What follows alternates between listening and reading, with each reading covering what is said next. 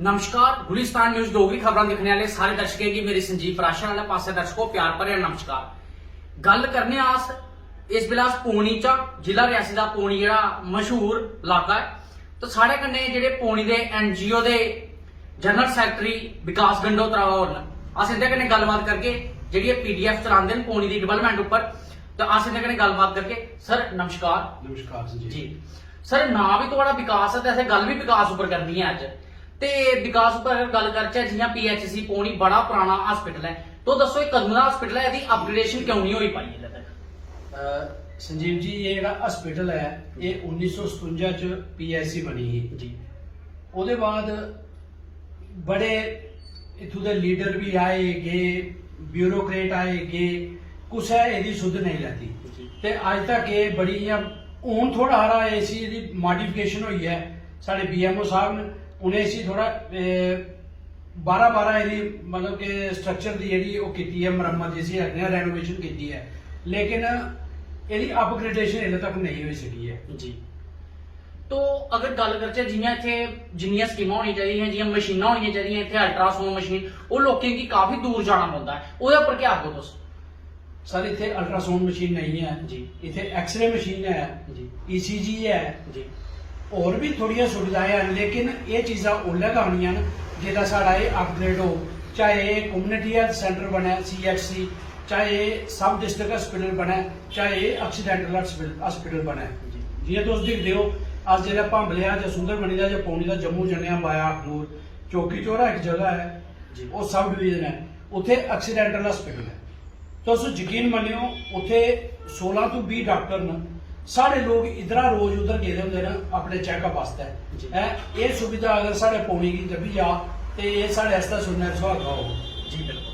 ते जियां ने गल कीती है, अगर डॉक्टर जियां इत्थे लब्भी जान ते सुनने सुहागा हो, क्या इत्थे डॉक्टरें की जेहड़ी कमी है पौनी च? नहीं, फिलहाल एज पर PHC जी। मतलब जिन्हें PHC जिन्हें डॉक्टर होने चाहिए ना वो हैं जी। सिर्फ ऐसी एक कमी खला दी है वो गायनोकोलॉजिस्ट दी, जी, जेहड़ी लेडीज दी डॉक्टर होंदी है वो साढ़े कोल नहीं है।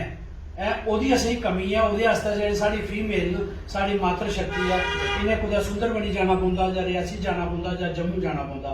साढ़ी एडमिनिस्ट्रेशन अगे बड़ी बड्डी डिमांड है कि असें फॉरन कोला पेशतर एक लेडी डॉक्टर दित्ती जा, जेहड़ा कि साढ़े लोकें दियां साढ़ियां मावां भैनां न, इन्हें इत्थे अपना इलाज करने च आसानी होवे। जी। तो सर अगर गल करचे जियां ये पौनी एडा बड़ा बाजार है, ते इत्थे जेहड़ियां नालियां उंदे च बड़ा गंद पेदा है, एहदे पर क्या आखो तुस? संजीव जी, तुसें पता है एल्लै मौसम है बरसात दा जी, एल्लै पानी आवा दा, नालियां ब्लाक होआ दियां। अस जेहड़े साढ़े शहरदारी न अस उनेंगी भी आखने आ कि नालियां च घट्ट गंद सुट्टन, खासकर सब्जी आह्ले चाही आह्ले। ये केईं बारी होंदा कि ये नालियां अग्गे जी ब्लाक हो जंदियां, फिर इसी थ्रू करने का कोई सिलसिला नहीं होंदा।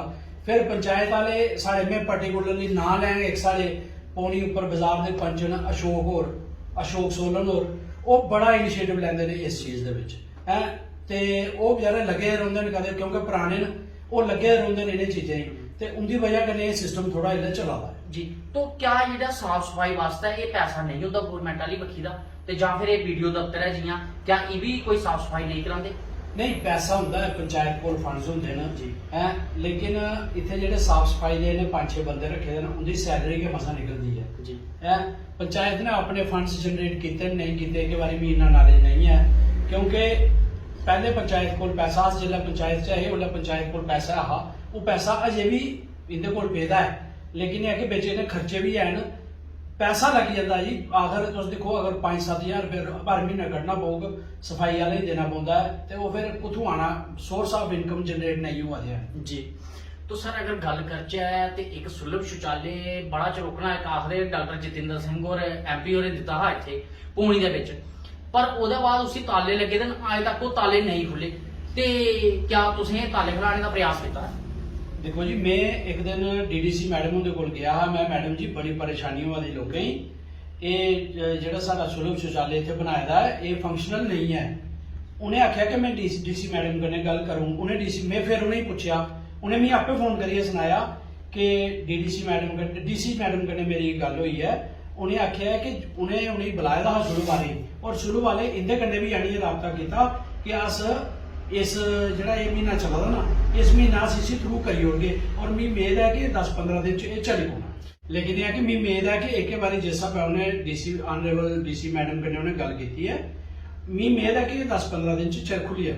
चलो अगर ये वाशरूम जो सुलभ शौचालय है ये खुली आ सुनने पर सुहागा जियां इन्हें पहले भी आख्या हा ते सुनने पर सुहागा होई आ ते एहदे पर की है कि जियां लखां श्रद्धालु शिवपुरी जा करदे ते उनेंगी जिल्लै इधर टपदे जामदियां गड्डियां खड़ोंदियां ओह् पुछदे इत्थे क्या एडा बड्डा शहर है इत्थे शौचालय है पर जिल्लै शौचालय आखदे ताले लगे दे ते बड़ी जिहड़ी शर्मिंदगी है ओह् महसूस होंदी इत्थों दे लोकें गी क्योंकि शौचालय बंद है ओह् बजारे फिर उन्हें इ'यां रोड पर बैठना पौंदा जां इ'यां जि'यां खुल्लियां जगह दिक्खियै उत्थे बैठी जंदे न तो दिखदे रहो गुलिस्तान न्यूज़ डोगरी मिगी ते मेरे कैमरामैन सहयोगी गी दिओ इजाजत नमस्कार।